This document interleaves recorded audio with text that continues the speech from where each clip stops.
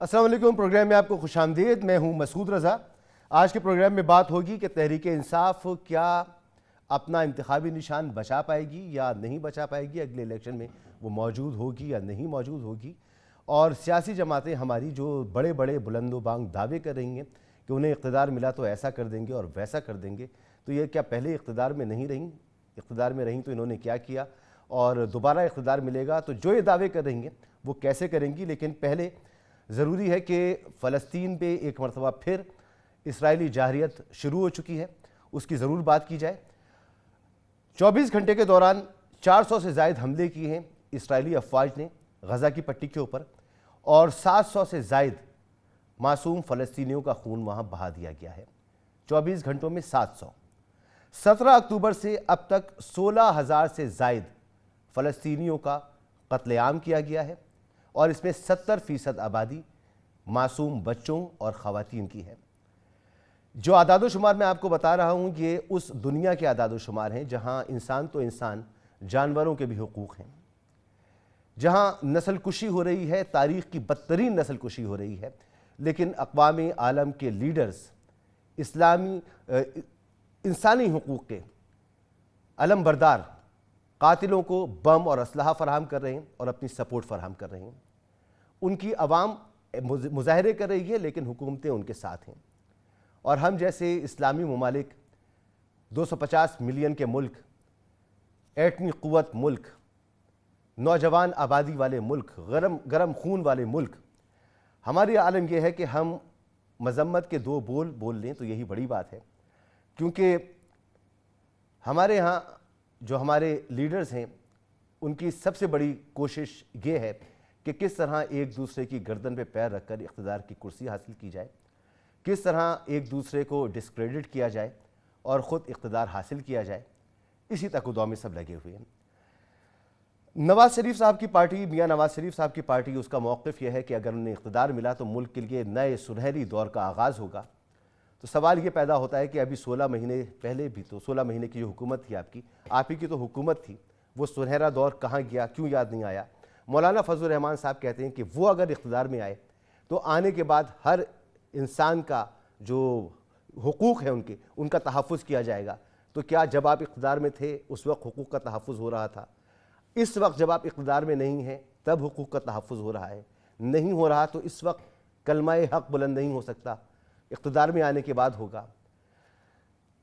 اسی طرح سے پیپلز پارٹی کہہ رہی ہے کہ پیپلز پارٹی ہی ملک کی تمام عوام کی امنگوں کی امید ہے، تمام ملک کو امید ہے تو پیپلز پارٹی کے ساتھ ہے۔ شرجیل انعام میمن صاحب نے گفتگو کی ہے، ذرا گفتگو سنیے۔ مجھے تو نہیں سمجھ میں آتا کہ ہماری سیاسی جماعتیں کن ہواؤں میں ہیں، یا اسے صرف الیکشن کے تناظر میں ہی اس طرح کے بیانات کو لیا جائے، سنجیدہ نہ لیا جائے۔ لیکن سنجیدہ لینے والا ایک بیان میرے سامنے موجود ہے، اور شہباز شریف صاحب کا یہ بیان ہے، اور وہ کہتے ہیں کہ سیاسی استحکام سے ہی معاشی استحکام آئے گا اور عوام کے مسائل حل ہوں گے۔ بہت حقیقت پر مبنی یہ بات ہے، اور یہ سمجھ میں نہیں آتا کہ کیسے ملک میں سیاسی استحکام آئے گا اس وقت تک جب ملک کی ایک بڑی نمائندہ سیاسی جماعت اس کو تقریباً اس پہ ہر طرح کی بندش ہے، اور اس کی لیڈرشپ جو ہے وہ قید و بند کی صعوبتیں برداشت کر رہی ہے۔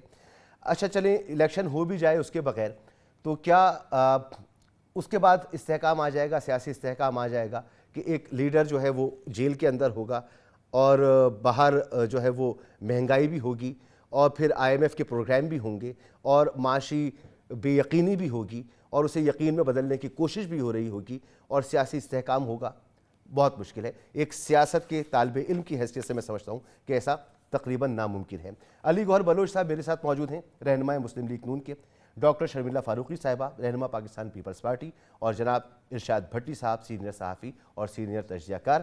ارشاد بھٹی صاحب، آپ فرمائیے گا، سب سے پہلے تو یہ کہ تحریک انصاف نے الیکشن تو کرا دیے، اور بڑی اسمارٹ موو لگی تھی عمران خان صاحب کی کہ انہوں نے ایک وکیل کو چیئرمین بنایا، اور پھر یہ بھی بتا دیا کہ اصل میں آرڈر انہی کا چلے گا، یہ قانونی تقاضا ہے، پورا کر دیا گیا ہے۔ لگ رہا تھا بلے کا نشان بچ بھی جائے گا، لیکن جس طرح کے الیکشن ہوئے ہیں تمام عمران خان کی جماعت اور ان کے حریف جو ہیں وہ اس پر عدم اعتماد کا اظہار کر رہے ہیں، اس پر کہہ رہے ہیں کہ دھاندلی نہیں دھاندلا ہو گیا ہے۔ پلڈاٹ جیسا ادارہ کہہ رہا ہے کہ الیکشن شفاف نہیں ہوئے ہیں۔ تو الیکشن کمیشن اس پر کیا موقف لینے جا رہا ہے بادی النظر میں؟ آپ کو کیا لگتا ہے یہ نشان بچے گا تحریک انصاف کے پاس یا اگلے الیکشن سے تحریک انصاف آؤٹ ہے؟ بھائی جان سب سے پہلے تو غزہ پہ چند جملے.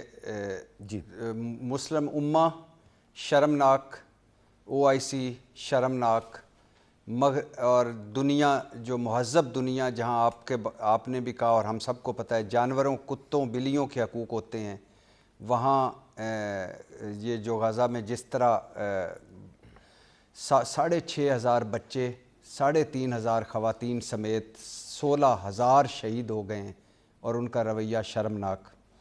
4 ہفتوں میں 25,000 ٹن بارود برسایا گیا ہے. 25,000 ٹن. امریکی ساخت کا جو فارس بم ہے وہ بھی استعمال کیا گیا ہے، جو گوشت پہلے گلاتا ہے، جب زمین کی طرف آتا ہے تو گوشت گلاتا ہے، پھر ہڈیوں تک جاتا ہے. اور ڈائم بم بھی استعمال ہوا ہے، جو باریک دھاتی ٹکڑے انسانی جسم میں گھس جاتے ہیں اور آپریشن سے بھی نہیں نکلتے. اور بٹر فلائی گولیاں جو امریکہ میں سور مارنے کے لیے استعمال ہوتی ہیں وہ بھی ہوئی ہیں. اور ڈرونز کے ذریعے گیس پھینکی جاتی ہے کہ جس میں 12 دن بندے سے اتنی بدبو آتی ہے اپنے بندے سے کہ وہ ایک مادے سے کہ وہ کئی بار نہا کے بھی اس کی وہ بدبو نہیں جاتی. اور سکنک ہتھیار کا بھی استعمال ہوا ہے جو اقوام متحدہ منع کر چکا ہے. تو غزہ ٹیسٹ لیبارٹری ہے اسرائیل کی اسلحے کے لیے. اور یہ جو 1.5 ارب سے زیادہ مسلمان ہیں، 57 ممالک ہیں، اور یہ جو بڑے بڑے شیخ ہیں، تیل ہتھیار کم از کم اتنے ہی کر لیتے ظالم لوگ کہ کوئی سفارتی تعلقات بائیکاٹ کر لیتے، تجارتی بائیکاٹ ہی کر لیتے اور کچھ نہ کرتے. اب آ جائیے اس پہ کہ یہ جو تحریک انصاف کا آپ نے کہا ہے. جی تحریک انصاف مشکل ترین لمحوں میں ہے. میں پہلے کہہ چکا ہوں اور بار بار کہتا ہوں، اور یہ میرے ایمان کا حصہ ہے، اس میں کوئی جھوٹ نہیں ہے. جب نواز شریف صاحب، جب آصف علی زرداری صاحب اینٹ سے اینٹ بجا رہے تھے، جب نواز شریف صاحب گجرانوالہ کا جلسہ فرما رہے تھے، جب عمران خان وہ میر جعفر میر صادق پر آ رہے تھے، میں ہمیشہ کہتا تھا کہ یہ مضبوط پاکستان، مضبوط فوج، مضبوط پاکستان، اور خدا کے لیے اس کو بخش دیں، اس فوج کو، اپنی سیاست کریں. لیکن اور 9 مئی کے ملزم اور مجرموں کو نہیں چھوڑنا چاہیے بلا شبہ کہ آئندہ کوئی ریاست پر حملہ آور نہ ہو. لیکن اب بات آگے بڑھتی نظر آ رہی ہے. ایسا لگ رہا ہے کہ جیسے تحریک انصاف کو ختم کیا جا رہا ہے. ایسا لگ رہا ہے کہ جیسے تحریک انصاف کو اس قابل ہی نہیں رہنے دیا جائے گا کہ وہ اگلے الیکشن میں حصہ لے سکے.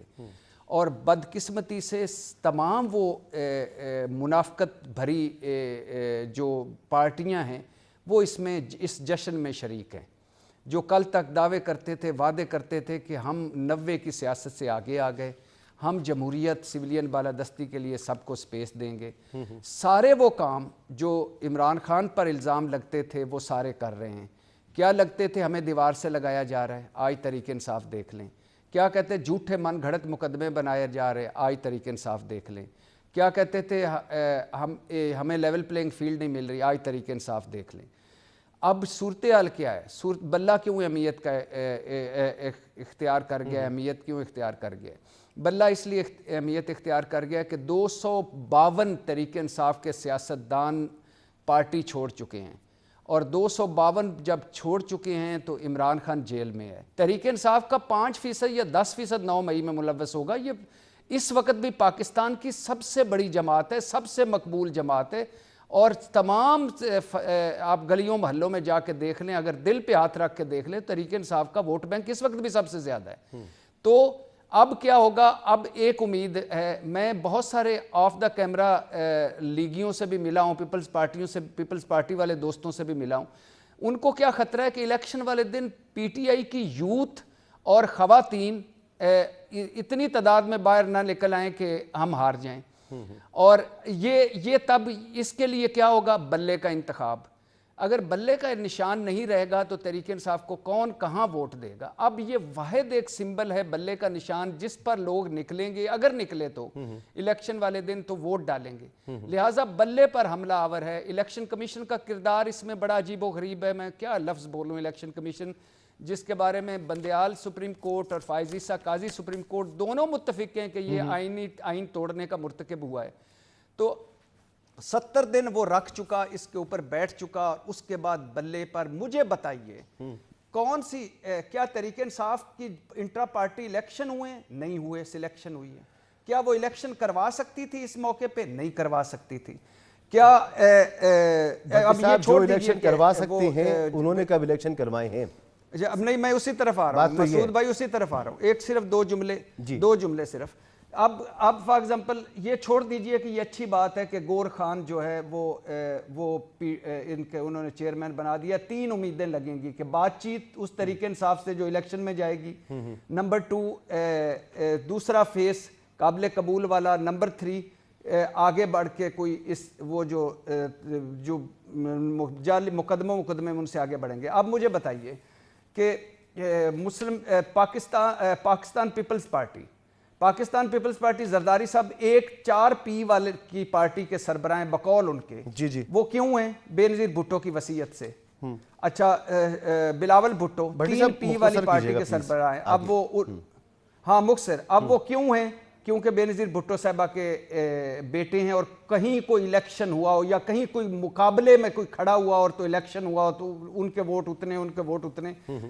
میں چھوڑ دیجئے بلاول ان ٹرینڈ ہے ابھی تک زرداری صاحب کو, اور جب انہوں نے کہا تھا شریک چیئرمین بنایا تھا بڑا ہوگا وہاں پر بھی الیکشن نہیں ہوئے, مکمل چیئرمین پتہ نہیں بڑا کب ہوگا. ہاؤس آف شریف لندن سے ایک پرچی آئی تھی ایک مرتبہ, سارے عہدے بٹ گئے. دوسری بات یہ ہے کہ ایک پارٹی صرف میں آپ کو بتاؤں کہ ایک جماعت کو پچھلے سال مارچ میں الیکشن کرانے تھے. الیکشن کمیشن نے نوٹسز دیے مارچ میں الیکشن کروائیں, جواب نہیں آیا. پھر جواب دیا مارچ میں مشکل ہے, مئی میں کرائیں گے. پھر کہا مئی میں الیکشن نہیں ہوئے. پھر اس کے سیاستدان نے کہا کہ ہمارے صدر جو وزیر اعظم بن گئے ہیں فارغ نہیں ہیں. تو الیکشن کمیشن نے کہا کہ یہ کیا بات ہوئی. پھر اس کے بعد جنوری, پھر اس کے بعد فروری, پھر اس کے بعد مئی, پھر اس کے بعد مئی میں الیکشن ہوئے اور سارے بلا مقابلہ ہوئے, اور یہ تھے مسلم لیگ نون کے. کہیں کوئی سارے کہیں نہیں ہوتے الیکشن, اور کوئی الیکشن نہیں ہے. کل جو ان کے 9 منتخب چیئرمین ہیں PTI کے, انہوں نے بھی کہا کہ جی ہمارے ساتھ ہی یہ الیکشن کمیشن کا رویہ کیوں ہے, باقی جو پارٹیز ہیں ان کے الیکشن کون سے بہت اچھے ہوتے ہیں. تو یہ صرف پوری پاکستان کی تاریخ میں ہم پہ ہی اتنی سختی پہلی مرتبہ کی جا رہی ہے. اگر کسی جماعت پہ کی جا رہی ہے تو کیوں کی جا رہی ہے؟ علی گور بلوچ صاحب, سیاسی استحکام نہیں ہوگا تو معاشی استحکام نہیں ہوگا. آپ کہتے ہیں کہ آپ معیشت کو ریوائیو کر کے رکھ دیں گے. ابھی بھٹی صاحب نے بڑی تفصیل سے بتا دیا. تحریک انصاف کو آپ لوگ اس وقت سب مل کے چاہتے ہیں. جو آپ کے بیانات آ رہے ہیں, خواجہ آصف صاحب کو دیکھ لیں, خواجہ سعد رفیق صاحب کو دیکھ لیں, مریم اورنگزیب صاحبہ کو دیکھ لیں, جو بیانات آ رہے ہیں وہ یہ آ رہے ہیں کہ جی بس کسی طریقے سے یہ جو تحریک انصاف کے الیکشن ہیں یہ متنازع ہو جائیں, بلے کا نشان بھی ان سے چلا جائے, کسی طریقے سے یہ میدان میں موجود نہ ہوں. چلے نہ ہوں, آپ پھر الیکشن جیت جاتے ہیں, آ جاتے ہیں اقتدار میں, لیکن اس کے بعد بھی یہ پارٹی تو موجود ہے, اس کا سربراہ تو موجود ہے. پھر آگے جا کر سیاسی استحکام تو نہیں ہوگا. جب سیاسی استحکام نہیں ہوگا تو کیسے آپ معیشت کو ٹھیک کریں گے؟ یا تو بتا دیجئے کہ جو اس وقت نگران حکومتوں کا رویہ ہے یہی رویہ آپ نے بھی لے کے چلنا ہے. سیاسی جماعتوں کو کرش کرنے کی پالیسی پر آپ نے عمل پیرا رہنا ہے. ووٹ آپ نے ٹیکنیکل طریقے سے اگلی پارٹیز کو گرانا ہے, اور عوام کے ووٹ پر انحصار آپ نے نہیں کرنا ہے. یہ کرنا ہے سر آپ لوگوں نے. بسم اللہ الرحمن الرحیم. سب سے پہلے تو میں جو فلسطین کے بارے میں ارشاد بھٹی صاحب نے باتیں کی اور آپ نے بھی انٹرو میں بتایا, میں اس کی مکمل یقینی طور پر میں اس سے اتفاق بھی کرتا ہوں. اور واقعی یہ پوری امت مسلمہ کے لیے ہمارے لیے ایک انتہائی دکھ کا لمحہ بھی ہے, افسوس کا بھی ہے کہ اتنی تعداد میں مسلمانوں کے ہوتے ہوئے بھی ہم اپنے فلسطینی بھائیوں کی لیے مطلب ہے وہ کردار ادا نہیں کر پا رہے جو کہ ہم آسانی کے ساتھ بھی کر سکتے ہیں.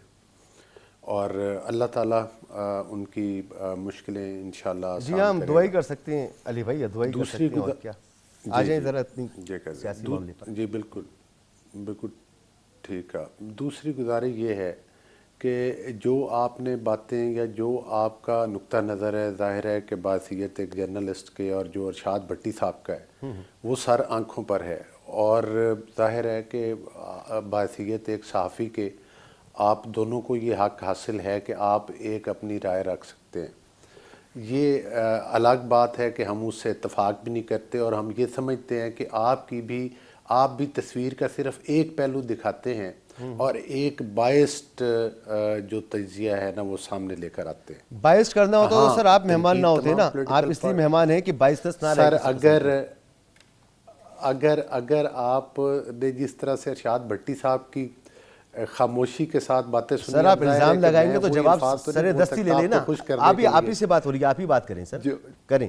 جو بھٹی صاحب نے کی ہے وہ تو نہیں میں کر سکتا, میرا تو ایک اپنا پوائنٹ آف ویو ہے. نہیں آپ پوائنٹ آف ویو دیں, مگر جب آپ باعث ہونے کا الزام لگائیں گے تو وہیں آپ جواب بھی سنیں گے کہ آپ موجود ہیں, اسی لیے آپ کے سامنے بات ہو رہی ہے. اس لحاظ سے میں کہہ رہا ہوں کہ نہیں, باعث میں اس لحاظ سے کہہ رہا ہوں کہ آپ تصویر کا صرف ایک رخ دکھاتے ہیں اور دوسرا آپ دکھا دینا سر, جو کہ پوری قوم دیکھ چکی ہے. دکھائیں. دوسرا رخ یہ ہے, پہلی بات تو یہ ہے کہ آپ الیکشن کو تو پارٹی الیکشن کو تو ایک سائیڈ پہ کر دیں. میں بحیثیت ایک سیاسی کارکن کے تحریک انصاف کو ایک سیاسی پارٹی سمجھتا ہی نہیں ہوں. اس کے 2013 کے دھرنوں کی وجہ سے بھی نہیں سمجھتا, اس کے اسمبلیوں اور سپریم کورٹ کے ارد گرد قبریں کھودنے کے واقعات اور پی ٹی وی کے اوپر حملہ کرنے کی وجہ سے بھی نہیں سمجھتا.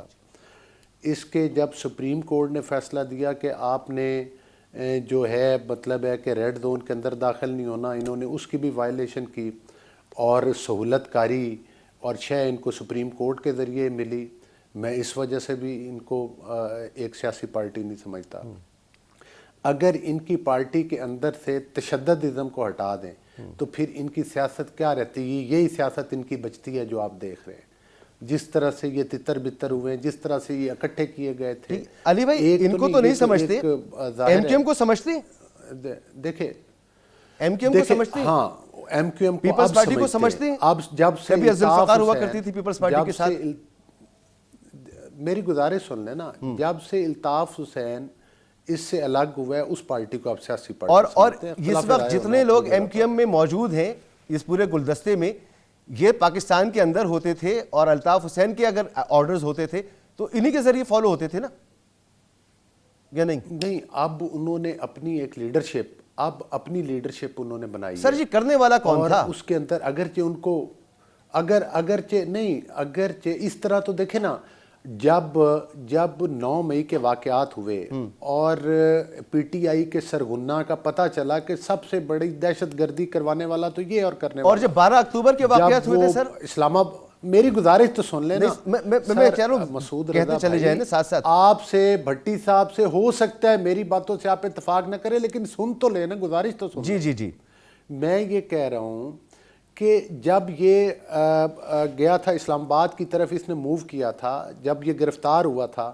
تو اس نے کیا تڑیاں لگائیں تھیں اور کیا گاڑی میں بیٹھ کے اندر جو اس نے ویڈیو پیغام دیا تھا. پھر عدالت کے اندر بیٹھ کر اس نے کہا کہ اگر مجھے دوبارہ گرفتار کیا گیا تو پھر یہی کچھ ہوگا. اور اس کے بعد جب اس کو مطلب ہے کہ گڈ ٹو سی یو اور وزیر اعظم والی مرسڈیز میں بٹھا کے لاؤ اور گیسٹ ہاؤس میں اس کو فوری طور پہ جو دوست فیملی کے لوگ ہیں ان کے ساتھ ملواؤ, یہ اس وقت تھا جب یہ ریمانڈ میں تھا. ہاں, شے اس لیے ملتی رہی, 2.5 بندے کنٹینر کے اوپر ہوتے تھے اور ان 2.5 بندوں کے ساتھ اس کا کتنے, سر وہ تو کہہ دیا نا آپ نے مانتے ہی نہیں اس کو. مجھے یہ بتائیں, سہولت کاریاں ہوتی رہی. نہیں آپ نے کہہ دیا آپ نہیں مانتے ان کو سیاسی جماعت, آپ مانیں یا نہ مانیں اس سے اس کی سیاسی حیثیت پہ کوئی فرق نہیں پڑتا. آپ ایم کیو ایم کو کبھی کہتے ہیں میثاق جمہوریت کے وقت کہ ان سے زندگی بھر کبھی بات ہی نہیں کرنی ہے, اور پھر آپ ان سے آپ بھی اتحاد کرتے ہیں اور پیپلز پارٹی بھی اتحاد کرتی ہے, اور آج بھی آپ اس کے اتحادی ہیں اور انہی لوگوں کے اتحادی ہیں جنہوں نے 12 مئی کیا تھا. اچھا, اس سے کوئی فرق نہیں پڑتا. مجھے یہ بتائیں, معاشی انقلاب لے کر آئیں گے, معاشی ترقی کریں گے, کیا اس صورتحال میں کہ ایک پارٹی کو آپ کرش کریں گے استحکام آ جائے گا, سیاسی استحکام؟ نہیں, پارٹی کو پہلی بات تو یہ ہے کہ اگر یہ سیاسی پارٹی ہوتی تو اس کو چھوڑنے والے یہ بیانات نہ دیتے. بے شمار لوگ تھے جو کہ سیاست کے لیے پی ٹی آئی میں شامل تھے, لیکن جب انہیں پتہ چلا کہ یہ تو دہشت گردوں کا ٹولہ ہے جو اوپر اکٹھا ہوا ہے, ٹھیک ہے, تو کچھ لوگوں نے ان سے فاصلہ کیا ہے اور وہ الگ ہوئے. ظاہر ہے لوگوں نے پالیٹکس کرنی ہے. ٹھیک ہے, جب آپ ان کو سیاسی جماعت ہی نہیں مانتے تو پھر ان کے ساتھ جو رویہ اس وقت ہے آپ اس سے بھی مطمئن ہیں, آگے بھی آپ یہ کریں گے. جناب ڈاکٹر شرمیلا فاروقی صاحبہ, تو یہ ہے ڈاکٹر شمیلہ فاروقی پہلی بات تو یہ ہے کہ رویہ قانون کا ہے, رویہ اسٹیٹ کا ہے, نظام حکومتوں کا ہے نا سر. پارٹی کا قانون تو آپ کے لیے بھی ہے, آپ کو اجازت ہے کارنر ہے. میٹنگز کی بھی, جلسے کرنے کی بھی, انتخابی مہم چلانے کی بھی پیپلز پارٹی کو بھی اجازت ہے, مولانا فضل الرحمان کو بھی اجازت ہے. 9 مئی والے گرفتار ہو گئے, 10 مئی والے پکڑے گئے, جاتی دفعہ یہ سب ہو گیا نا سر. اب اگر اب نگراں حکومتوں کا یہ رویہ ہے تو آپ کہہ رہے ہیں ٹھیک ہے, ویری گڈ سر. شمیلہ فاروقی صاحبہ, ڈاکٹر صاحبہ آپ فرمائیے, آپ تو انسانی حقوق کی ترجمانی کرتے رہے اور آئین پر عمل درآمد اور یہ ساری چیزیں, تو اس وقت جو کچھ ہو رہا ہے کیا اس سے سیاسی استحکام آ جائے گا, معیشت بہتر ہو جائے گی؟ یہ سب کچھ پاکستان کے لیے بہت اچھا, بہت مفید ہے کہ ایک ایسی پارٹی جسے علی گوہر بلوچ صاحب کہتے ہیں میں سیاسی پارٹی مانتا ہی نہیں ہے, اسے کرش کر دیا جائے. جی شکریہ مسعود رضا صاحب. دیکھیے کوئی مانے نہ مانے لیکن جو گراؤنڈ ریالٹی ہے, زمینی حقائق ہے کہ ٹھیک ہے پی ٹی آئی ایک جماعت ہے, آپ اسے رد نہیں کر سکتے. اس وقت ان پہ مقدمات ہیں, صحیح یا غلط یہ تو وقت بتائے گا. عدالتوں کے اندر زیر التواء ہیں, تو اس لیے میں زیادہ اس پہ تبصرہ نہیں کروں گی, لیکن آف کورس توشہ خانہ کیس ہمیں ایک جینوئن کیس لگتا ہے. پھر 9 مئی کے جو واقعات ہوئے اور جو اس کے پیچھے جو عوامل تھے اور جس طریقے سے لوگوں کی ویڈیوز آئیں, پیغامات آئے, وہ پاکستان کی تاریخ کا ایک سیاہ دن کہلایا جائے گا. It's a day in the history of Pakistan which will be remembered for a very very long time. کہ جس طریقے سے ہماری فوجی تنصیبات کے اوپر حملہ ہوا, جس طریقے سے ایک نیشنل یونٹی کے فیبرک کو ڈسٹروائے کرنے کی کوشش کی گئی, اس میں کوئی ڈینائنگ نہیں ہے. اس کو جتنا بھی آپ کنڈیم کریں کم ہے. سیاسی اختلافات اپنی جگہ, آپس کے اختلافات بھی اپنی جگہ, لیکن اس طریقے سے لوگوں کو سڑکوں پہ لے کے آنا, لوگوں کو انسائٹ کرنا کہ آپ اپنی آرمڈ فورسز کے خلاف کھڑے ہو جائیں, اپنے ملک کے خلاف کھڑے ہو جائیں, تو پھر تو اگر یہ چیزیں ہوتی رہیں اور ان کو قانون کے مطابق آہنی ہاتھوں سے نہیں نمٹا گیا, تو پھر میرا خیال ہے کہ پاکستان کا وجود جو خدا نخواستہ خطرے میں آ جاتا ہے. تو اس پہ تو کوئی رائے نہیں ہے. لیکن بہرحال ان کی, لیکن نہیں, میں یہ نہیں کہوں گی کہ جو اوور آل ہو رہا ہے ٹھیک ہو رہا ہے. جس طرح بھی بات کی گئی کہ ٹھیک ہے جو لوگ ملوث ہیں 9 مئی کے واقعات کے اندر, ان کو بالکل آپ قانون کے مطابق کارروائی کریں. Due process of law should be followed, اور انصاف ہوتے ہوئے نظر بھی آنا چاہیے. لیکن جو اس وقت تاثر بنتا چلا جا رہا ہے باقی حلقوں کے اندر, انڈیپینڈنٹ حلقوں کے اندر, وہ یہی ہو رہا ہے کہ شاید کچھ زیادہ ہی چیزیں پی ٹی آئی کے ساتھ کی جا رہی ہیں, شاید ان کو الیکشن سے باہر رکھنے کی تیاری کی جائیے. اگر ایسا واقعتاً حقیقتاً ہوتا ہے تو پھر آئندہ آنے والے الیکشنز کے اوپر ایک بہت بڑا سوالیہ نشان ہو جائے گا. اتنا نہ دیوار سے لگائیں کہ وہ اتنا آبویس ہو جائے کہ لوگ کہیں, ہم سب کہیں کہ جی یہ تو ہونا ہی تھا, یہ ہمیں نظر آ رہا تھا کہ یہ ہوگا. جس طریقے سے ہمیں نظر آ رہا ہے کہ ایک سلیکٹ ہونے جا رہا ہے, اور جس طریقے سے اب آپ یہ انڈیپینڈنٹ تجزیہ کار کے تبصرے سن لیں یا اخبارابی گارڈین کا پچھلے دنوں جو ایک آرٹیکل آیا ہے کہ کس طریقے سے ڈی لمیٹیشن کو پورا چینج کیا گیا ہے ٹو فیور نواز شریف. یہ چیزیں ہم نہیں کہہ رہے ہیں, یہ انڈیپینڈنٹ اخبارات, انڈیپینڈنٹ تجزیہ کار کہہ رہے ہیں. یہ اگر چیزیں ہو رہی ہیں, جو کہ انفارچونیٹلی ہو رہی ہیں, تو پھر جو آئندہ آنے والا الیکشن ہے وہ ابھی سے متنازع ہو گیا ہے. اور جب کوئی چیز متنازع ہو جاتی ہے تو پھر اس کی ایکسیپٹنس بہت کم ہو جاتی ہے. دیکھیے ابھی یوتھ کی بات کی گئی, ابھی ایک بھائی بات کر رہے تھے کہ بھٹی صاحب بات کر رہے تھے کہ اگر پاکستان کی خواتین اور یوتھ نکل آئے اور ووٹ دے دیا تو پی ٹی آئی الیکشن نہ جیتا. دیکھیے ٹھیک ہے 12 کروڑ 60 لاکھ رجسٹرڈ ووٹرز ہیں آپ کے پاس اس وقت, اس میں سے لگ بھگ 65% جو ہیں وہ یوتھ کا ووٹ ہے, جو 35 سال اور 35 سال سے کم عمر کے. یہ اگر باہر نکل آئے, جو جماعت ان کو اپنی طرف متوجہ کر سکی اپنے مینیفیسٹو میں, اپنے منشور میں, جو ان کے لیے اپرچونٹیز کریٹ کر سکی, جو ان سے ان کو وہ امید دے سکی جو آج وہ نا امید بیٹھے ہوئے ہیں, وہ پارٹی الیکشن جیت جائے گی. اور وہ جماعت بات یہ ہے پیپلز پارٹی ہے, وہ جماعت وہ بالکل پیپلز پارٹی ہو سکتی ہے. دیکھیں ہم نے تو ہمارے تو لیڈر ہی نوجوان لیڈر ہیں, ہی از اے نیو فیس. بحیثیت پاکستان کے سب سے کم عمر وزیر خارجہ کی، انہوں نے بڑا زبردست پرفارم کیا، اس میں کوئی دو رائے نہیں. اور 15-16 ماہ پرفارم کرنا کسی بھی شخص کے لیے، کسی بھی نئے وزیر کے لیے ایک بہت کم عرصہ ہوتا ہے، اور اس میں پرفارمنس دکھانا وہ آپ سب کے سامنے، اس میں تو کوئی میرے خیال ہے ہمارے جو ناقدین ہیں وہ بھی اس بات سے پرفارمنس دکھا دی.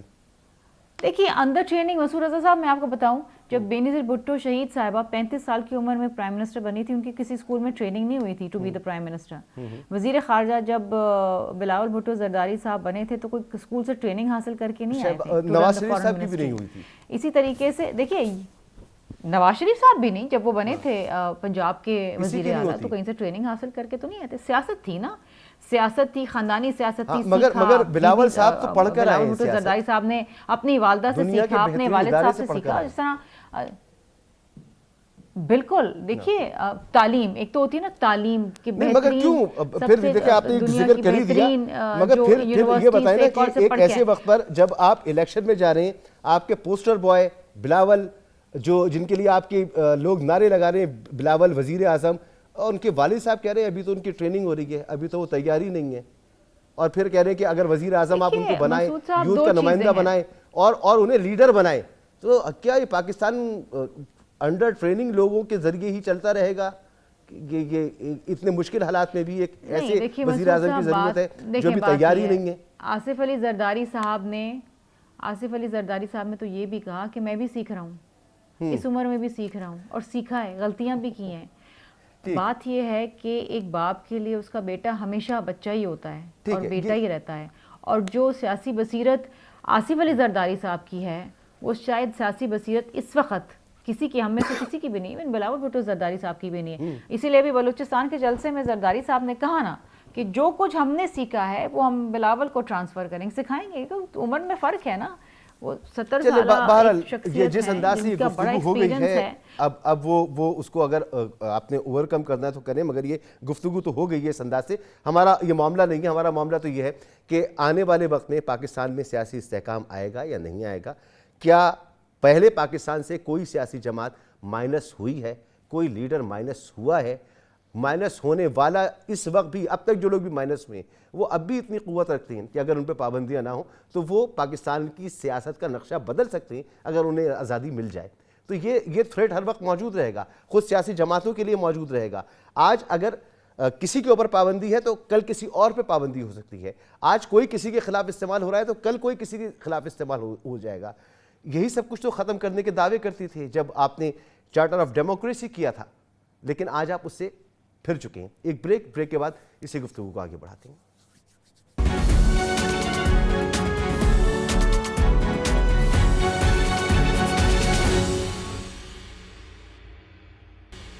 پروگرام میں آپ کو ایک بار پھر خوش آمدید. بھٹی صاحب، گفتگو آپ نے سنی. علی گوہر بلوچ صاحب تو تحریک انصاف کو جماعتی نہیں مانتے. شرمیلا بھی کہہ رہی ہیں کہ ہاں ٹھیک ہے، 9 مئی اور 10 مئی کے جو واقعات ہیں اس پر تو آپ بھی مذمت کرتے ہیں، ہم بھی مذمت کرتے ہیں، سب مذمت کرتے ہیں. جس نے بھی کیا 4 حرف اس کے اوپر یہ عمل جس نے بھی کیا ہے. بہرحال آپ نے جیسے پہلے کہا کہ معاملات اس سے آگے بڑھ گئے ہیں، تو اب یہ آگے بڑھ گئے ہیں معاملات، تو اس کا اینڈ ریزلٹ کیا ہے؟ اب تک کوئی سیاسی جماعت یا کوئی سیاسی شخصیت مائنس کرنے کے باوجود مائنس تو نہیں ہو پائی ہے. پہلی بات تو یہ ہے بھائی جان کہ یہ ہمارا عجیب و غریب بنانا ریپبلک ملک ہے. اب شرمیلا فاروقی صاحبہ پڑھی لکھی خاتون ہے اور ہمیشہ میں نے ان کی عزت کی اور کرتا رہوں گا، اور سیم علی گوہر بلوچ صاحب بھی. اب مجھے بتائیے کہ ایک باپ بیٹھا ہے ٹیلی ویژن پر، وہ کہہ رہا ہے کہ میرا بیٹا انڈر ٹریننگ ہے، ابھی اسے وقت لگے گا، ابھی اس کو ٹریننگ دے رہے ہیں. فائن، کوئی بات نہیں، باپ ہے، بیٹا ہے. لیکن میرا اور میرے ملک کا کیا قصور ہے کہ میرے ملک کا ایک وزیر خارجہ وہ انڈر ٹریننگ تھا، اس کی ٹریننگ ہی مکمل نہیں ہوئی تھی. مطلب 16 مہینے میرا ملک ایک انڈر ٹریننگ شخص کے حوالے تھا. آپ نے پارٹی تھما دی اسے، آپ تھمائیے، آپ کا اپنی مرضی ہے. وہ بے نظیر بھٹو صاحبہ، اللہ مغفرت کرے بے نظیر صاحبہ کی، ان کے بیٹے ہیں، آپ پارٹی نہیں، ان کو سارا کچھ تھما دیجئے، ہمیں کوئی اعتراض نہیں. آپ نے ملک حوالے کر دیا، 55 دورے فرمائے انہوں نے، کیا حاصل وصول ہوا چھوڑ دیجئے. ایک انڈر ٹریننگ شخص کے حوالے ملک کر دیا ہے. मुझे शर्मिला साहबा बताएं कि एक अंडर ट्रेनिंग डॉक्टर से ये अपना ऑपरेशन करवाएंगी कि वो उसके बड़ा डॉक्टर कह रहा हो कि ये अंडर ट्रेनिंग डॉक्टर है, ज़रा आप शर्मिला साहबा ऑपरेशन करवा लें। एक अंडर ट्रेनिंग ड्राइवर के पीछे बैठ के ये कराची से इस्लामाबाद तशरीफ लाना चाहेंगी। एक अंडर ट्रेनिंग कुक के हवाले अपना किचन करेंगी। ये हमें क्या आप लोगों ने समझा हुआ? इस भट्टी मुल्क साहब, को क्या अगर मैं समझा आपको हुआ? जरा हमारा सा क्या यहाँ पे कसूर रोकूं, है? जरा सा रोकूं, ये जो आपने बात की बड़ी इंपॉर्टेंट बात की है, और आज पाकिस्तान के लिए एक अहम चीज़ ये भी है कि बड़ी कामयाबी मिली है पाकिस्तान को कि जीसीसी के साथ हम आज़ाद तिजारती मुआहदा करने में कामयाब हो रहे हैं। और ये कौन कर रहा है? ये कर रही है वो निगरान हुकूमत जिसे आए हुए अभी चंद महीने हुए हैं। 19 साल से ये मुआहदा नहीं हो पाया था। ज़रा सा इसको समझने भट्टी साहब दो चार मिनट में, और फिर क्योंकि ये जो ट्रेनिंग वाला मामला है ना, यही इससे जुड़ता है कि एक तरफ एक ख़ानदान है जिसके अंडर ट्रेनिंग लोग जो हैं वो हुकूमत करते हैं, दूसरी तरफ दूसरा ख़ानदान है जिसके अंडर ट्रेनिंग लोग ट्रेनिंग ले रहे हैं और आगे वो हुकूमत करने के लिए तैयार हैं, लेकिन जब काम करने पर आए तो चंद महीने में काम हो जाता है। ज़रा सा मैं बात कर लूँ, खुर्रम शहजाद साहब हैं, माशी तजज़ियाकार। खुर्रम साहब, बहुत शुक्रिया आपका वक्त देने का। ज़रा बताइए, जीसीसी के साथ ये आज़ाद तिजारती मुआहदा ये क्या है, और ये 19 साल से क्यों इल्तिवा का शिकार था, और इतनी जल्दी यानी चंद माह में हम एक मुआहदे की करीब पहुँच गए, इसकी क्या वजह है? जी अस्सलाम वालेकुम, बहुत शुक्रिया जी मुझे प्रोग्राम में लेने के लिए। देखिए, मुआहदे जो है बड़ी ज़रूरी हो गई। पहली बात ये, जब भी आप ट्रेड करते हैं, एड नहीं करते, ट्रेड करते हैं, तो उससे साथ दोनों ममालिक को फ़ायदा होता है जिसके साथ भी आप ट्रेड करते हैं। और इस सिलसिले में आप ये देखें कि हमारे जो ट्रेड पार्टनर्स हैं उनमें यूएई के और सऊदी अरेबिया, ये दो बड़े ट्रेड पार्टनर्स हैं, जहां चाइना और यूएस है और यूरोप है। तो 5 बड़े ट्रेड पार्टनर्स है पाकिस्तान के, जिसमें चाइना आता है, यूएई आती है, सऊदी अरेबिया आता है, अमेरिका आता है, यूरोपियन जोन आता है। तो इसमें हमारे जो 2 बड़े, जिससे हम सबसे ज्यादा ऑयल है और फिर यूएई है, तो इनके साथ जो मुआहदे हैं ये इस चीज की निशानदेही करते हैं कि हमारी जो ट्रेड है यहाँ से इम्प्रूव हो सकती है और बहुत पोटेंशियल है। जिस सिस्टम में अभी जो बात की जा रही है उसमें मेरे ख्याल में जो एमओयू साइन हुए हैं वो तकरीबन $25 अरब की बात हो रही है, और उसके अंदर डिफरेंट जो है सेक्टर्स हैं, लॉजिस्टिक्स है, उसके अंदर एग्रीकल्चर है, और मैं समझता हूँ कि एनर्जी एंड फूड, ये 2 ऐसे एरियाज हैं जिसमें पाकिस्तान और मिडिल ईस्टर्न कंट्रीज दोनों के बहुत अच्छे जो है फायदे हो सकते हैं। मिसाल के तौर पे यूएई की गवर्नमेंट देख लें आप या सऊदी अरेबिया की देख लें, तो उनके लिए एक बड़ा प्रॉब्लम ये है कि फूड सिक्योरिटी जो है उनका बड़ा इशू है, और हमारे यहाँ जो है वो एग्रीकल्चर जो है बहुत वास्ट जो है वो उसका पोटेंशियल है। तो यहाँ पे एक बहुत बड़े मायदे हो सकते हैं जिसमें वो एग्रीकल्चर यहाँ पे जो है इन्वेस्ट करें और यहाँ से हम एक्सपोर्ट कर सकें, एक्सपोर्टेबल सरप्लस क्रिएट कर सकें जो है अपने जो भी क्रॉप हम जनरेट करते हैं। उसके साथ साथ दूसरा जो है एनर्जी का, आपको पता है हमारे यहाँ एनर्जी की हालत क्या रही है, और एनर्जी जो है किसी भी इकोनॉमी को चलाने के लिए बहुत सेंट्रल जो है वो फैक्टर होती है। तो यहाँ पे भी इनके यहाँ क्योंकि ऑयल बहुत वाफिर मिकदार में अवेलेबल है, गैस बहुत ज्यादा अवेलेबल है, तो हमारे यहाँ जो है इन्हीं 2 जो है वो फ्यूल्स का जो है वो फुकदान है। तो यहाँ पे इस सिलसिले में इन्वेस्टमेंट हो सकती है कि यहाँ पे एक्सप्लोरेशन एक्टिविटीज हों और यहाँ पे हम लोकली जो है गैस और तेल को जो है वो निकाल सकें। इसके जो फायदा है और इसका जो स्कोप है उसमें तो वो तो बड़ा रिमार्केबल है कि हम उनकी फूड की ज़रूरियात पूरी करेंगे, वो हमारी एनर्जी की ज़रूरियात पूरी करने में मदद करेंगे और हमारी मईशत इसमें चल सकती है। 19 साल से ये मुआहदा नहीं हो पा रहा था, मतलब ये कि मुशर्रफ साहब की हुकूमत गुजर गई, पीपल्स पार्टी की हुकूमत गुजर गई, नवाज शरीफ साहब मुस्लिम लीग नून की हुकूमत गुजर गई, इमरान खान की हुकूमत गुजर गई, ये निगरानों ने आके कर लिया। ये कैसे हुआ? देखिए, ये तो विल की बात है ना कि हम, और प्रायोरिटी की बात है। आप देखें कि ये जो इकोनॉमीज हैं ये दुनिया की बेहतरीन इकोनॉमीज में अब शुमार होना शुरू हो गई हैं। इन्होंने एक टेक्नोलॉजिकली बड़ी एडवांसमेंट जो है वो अचीव की हैं, इन्होंने बहुत ज्यादा इन्वेस्टमेंट अट्रैक्ट की है, तो वो तो आगे निकल गए ना। ये तो हमारे ऊपर था कि हमने 19 साल जाया किए, 1 साल जाया किया, या अगले 19 साल और जाया कर दें, ये तो हमारे ऊपर है। वो तो हमारे पीछे नहीं पड़ेंगे कि जी आप हमारे साथ मुआहदे करें, ये तो हमारी जरूरत है। तो मेरे ख्याल में हमने वक्त बहुत जाया किया है, लेकिन यहाँ से अगर निगरान हुकूमत भी किसी चीज का जो है वो शुरुआत करती है, देखिए चैलेंज क्या होगा? चैलेंज ये होगा कि इलेक्शंस होते हैं और सारी पॉलिटिकल पार्टीज, मुझे लगता नहीं है किसी ने जो है कभी कोई प्लान दिया हो, किसी ने कोई डेप्थ ऑफ द प्रॉब्लम समझी हो कि आज हम जो है बहुत बड़ा कर्जा हमारे ऊपर है, कोई भी हुकूमत में आएगा उसके लिए बहुत बड़ा चैलेंज है, ये कोई अचीवमेंट नहीं होगी और ये बिजनेस एज यूजुअल नहीं होगा। तो देखना ये होगा कि जो गवर्नमेंट आती है, चाहे वो कोलिशन गवर्नमेंट हो या मेजोरिटी हो, वो लेके कैसे चलती है, क्या इन वायदों को मटेरियलाइज कर सकेगी वो, क्या हमारे लिए बिल्कुल बड़ा चैलेंज। इसका क्वेश्चन करना चाहिए कि क्या कोई प्लान है किसी के पास? मुझे नजर नहीं आता कोई प्लान किसी ने दिया हो, ये डेप्थ ऑफ द प्रॉब्लम भी समझी हो। बहुत बहुत शुक्रिया खुर्रम शहजाद साहब, आपने हमें ज्वाइन किया। जी इरशाद भट्टी साहब, تو انڈر ٹریننگ لوگوں کو ہم حکومت میں لے کر آ جائیں، ول موجود نہیں، 19 سال سے پھنسے ہوئے معاہدے کرنے والے چند مہینوں میں کر جاتے. بھائی جان سرمایہ کاری اس میں بڑی فوج اور آرمی چیف کا بہت بڑا کنٹریبیوشن ہے کہ یہ جو یو اے ای ہے، قطر ہے، کویت ہے اور سعودی عرب ہے، یہ غزہ کی وجہ سے دیر ہو گئی تھی. زراعت توانائی میں بہت سکوپ ہے اور اللہ کرے کامیاب ہو جائے. سر یہ آخری 2 جملے بولنا چاہوں گا. یہ انڈر ٹریننگ کا تو چھوڑ دیجئے، یعنی اس ملک کی بدقسمتی اور ہماری. آپ ایک اور لطیفہ سنیے کہ سلمان بٹ ہیں ایک سابق کرکٹر، جی ان کو رکھا گیا سلیکشن کنسلٹنٹ. میں سلمان بٹ کو نہیں جانتا جی جی اور لیکن ان کو وہ رکھا گیا اور شور مچا ہٹا دیا کیونکہ ماضی داغدار ہے. کیسا بنانا ریپبلک ملک ہے؟ یہاں داغدار ماضی والا صدر بن جاتا ہے، یہاں داغدار ماضی والا وزیر اعظم بن جاتا ہے، یہاں داغدار ماضی والے وزیر مشیر بن جاتے ہیں. یعنی یہ کیسے ہم کس طرح چل رہے ہیں؟ ملک عجیب و غریب کیا ملک چاہتے ہم ہیں پتن لوگوں کے حوالے کر اگر اگر یہ الزام لگ رہا ہے تو بن جائیں وہ، یعنی ایک اسکینڈل میں تو ملوث ہے نا سلمان بٹ. سر آپ کو اگر اتنا ہی اس ملک میں ہے تو جو سلمان بٹ نے تو ایک ٹیم منتخب کرنی ہے سر. 25 کروڑ لوگ جن کے ہاتھوں میں تقدیر، جن کے ہاتھوں میں، ان کے داغداروں پر بھی تو توجہ دیں. چلیں علی گور بلوچ صاحب، طریقہ کار میں سارے چڑھ جاتے ہیں. علی گور بلوچ صاحب سوال وہیں پر ہے. دعوے تو آپ لوگوں کے ہیں، پلان اب تک سامنے نہیں آیا. ہم انتظار کر رہے ہیں آپ کے پلان کا. وہ کب سامنے آئے گا کہ آپ یہ نگرانوں کے نقش قدم پر ہی چلیں گے؟ آپ کا اپنا کوئی پلان ہوگا؟ کیا ہوگا؟ دیکھیں بات یہ ہے کہ بڑے چیلنجز تھے جب نواز شریف صاحب کی گورنمنٹ آئی تھی 2013 میں. اس وقت لوڈ شیڈنگ کا بہت بڑا چیلنج تھا، اس وقت سرمایہ کاری کا اور صنعتوں کے چلنے کا بہت بڑا چیلنج تھا، اس وقت ملک میں دہشت گردی ایک بہت بڑا چیلنج تھا. اور اس وقت بھی جو ہم الیکشن میں سلوگن لے کے چلے تھے، ہم نے یہی کہا تھا کہ ہماری پارٹی نے اور لیڈرشپ نے کہ ہم لوڈ شیڈنگ کا خاتمہ کریں گے. دیکھیں بات یہ ہے کہ جب آپ محنت پہ یقین رکھتے ہو تو پھر آپ ضرور ڈیلیور کر پاتے ہیں. اس وقت لوڈ شیڈنگ کا خاتمہ ہوا تھا. جس بجلی پر آج تنقید کی جاتی ہے وہ اس وقت بجلی 5 روپے یونٹ تک ملتی تھی. اس وقت چینی کا ریٹ 40 روپے کلو رہا ہے. اس وقت ڈالر کی قیمت کنٹرول رہی ہے. اس وقت مہنگائی کی جو شرح تھی وہ 4% تک رہی ہے.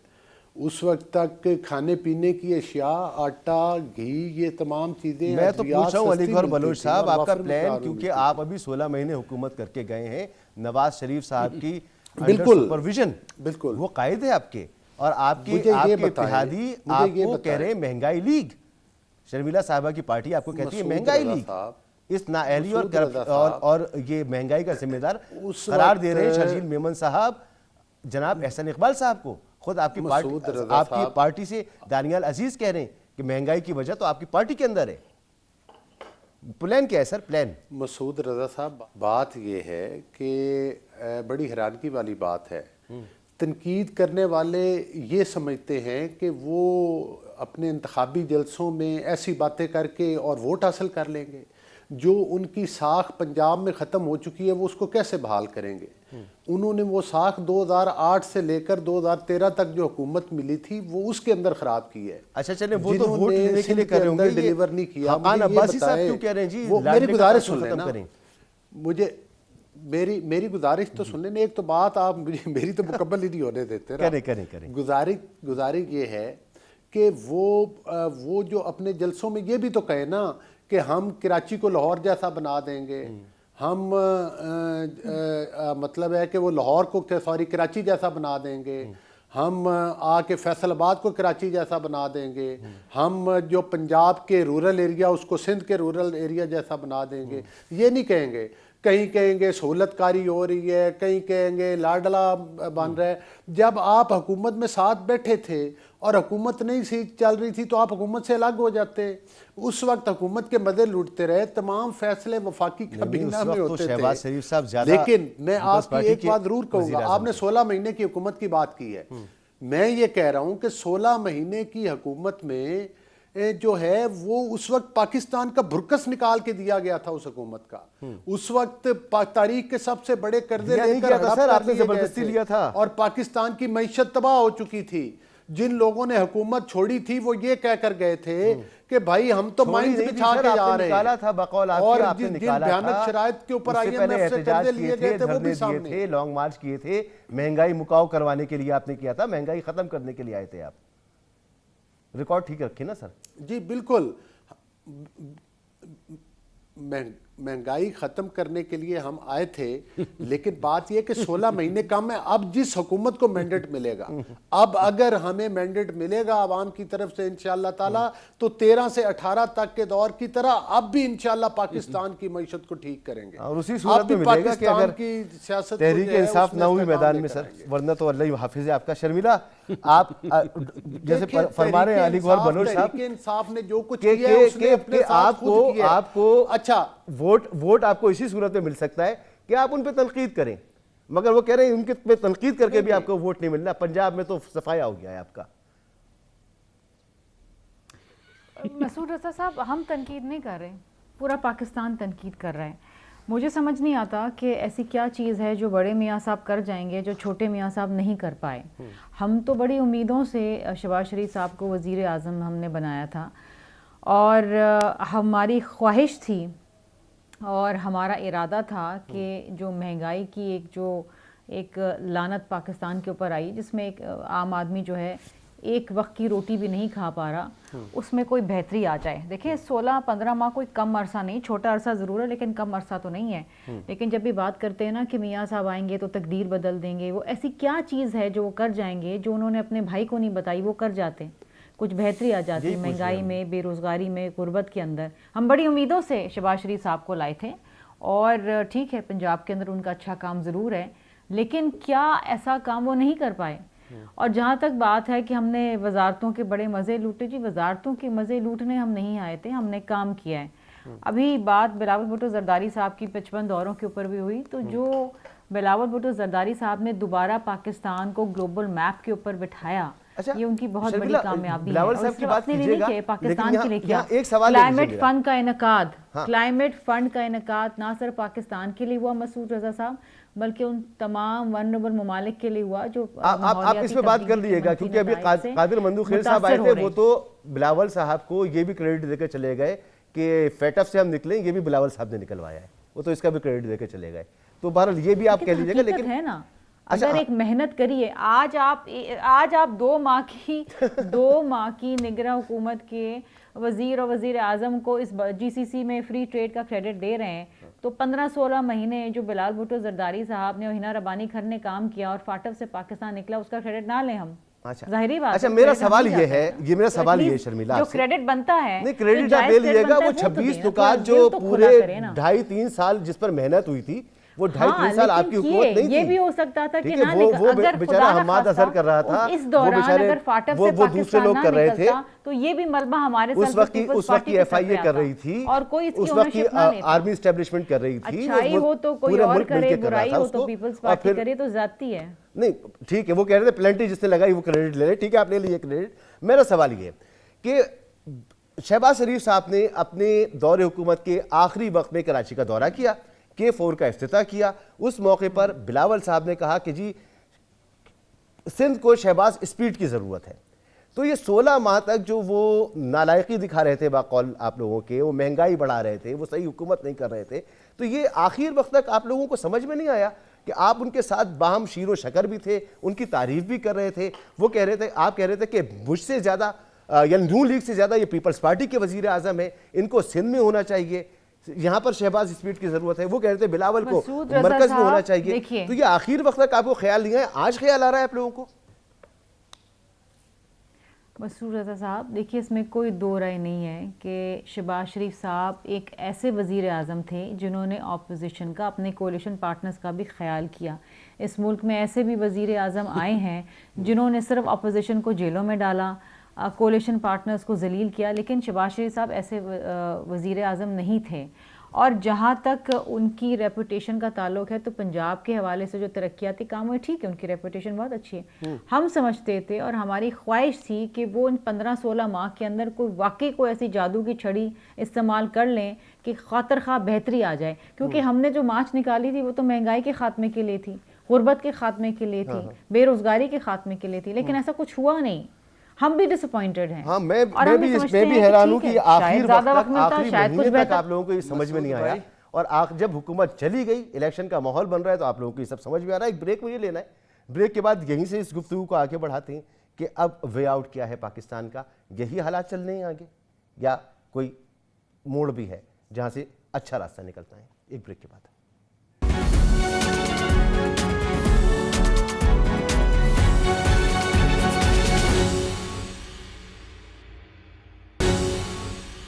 Welcome back. بھٹی صاحب، مختصراً اور فائنل ورڈز کہ کیا یہ تاثر اب درست ہے اس ساری گفتگو کو دیکھتے ہوئے کہ خود سمجھ میں نہیں آ رہا، چاہے وہ مسلم لیگ نون ہو، چاہے وہ پیپلز پارٹی ہو، چاہے فضل الرحمان صاحب ہو، کہ کہنا کیا ہے بھائی الیکشن میں جانے کے وقت، بیانیہ کیا اختیار کرنا ہے؟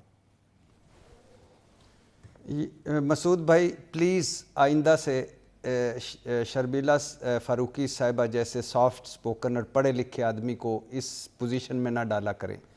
کیا وہ کیا کہیں کہ قومی اسمبلی میں بلاول کھڑا ہو کے کہہ رہا ہے کہ شہباز کمال، شہباز لاجواب، اور کراچی میں کہہ رہا ہے شہباز سپیڈ چاہیے، اور اب کہہ رہے ہیں کہ وہ شہباز شریف اپنی کارکردگی پر منہ چھپاتے پھر رہا ہے. اور یہ جو میرے علی گور بلوچ صاحب ہیں، یہ کیا کہیں کہ اے زرداری تجھے ہم نے لٹکانا ہے، پیٹ چیرنے ہیں اور تیرے چوکوں پہ لٹکانا اور الٹا کرنا ہے اور یہ کرنا ہے. اور اب وہ کہہ رہے ہیں کہ زرداری صاحب اصل سیاست کے مفاہمت کے گرو ہیں اور وہ ہیں جو سیاست کو لے کے چلیں گے، بلاول تو بچہ ہے. اب بیچارے کیا کہیں گے؟ یہ انہوں نے کہا تھا کہ یہ اس طرح کے بیان دو صبح اور شام، اور اگر اس طرح کے بیان آصف علی زرداری، بلاول بھٹو، مریم نواز، شہباز شریف دے تو وہ جمہوریت ہے. لیکن اگر اس طرح کا بیان مصطفیٰ نواز کھوکھر دے تو اس کو پارٹی سے نکال دیں گے. وقت ختم ہو گیا، دفاع ہی کرنا ہے. اب وقت ختم ہو گیا. اب وہ آپ مصطفیٰ نواز کھوکھر کی بات کر لیں، وہ آپ شاہد خاقان عباسی کی بات کر لیں، ہر طرف ایک ہی جیسا معاملہ ہے. تینوں مہمانوں کا بہت شکریہ، علی گور بلوچ صاحب، ڈاکٹر شرمیلا فاروقی صاحبہ، ارشاد بھٹی صاحب. گفتگو آپ نے سنی، فیصلہ آپ نے کرنا ہے، الیکشن آپ کے سامنے بھی ہے، سوچ سمجھ کے فیصلہ کیجیے گا. اجازت دیجیے، اللہ حافظ.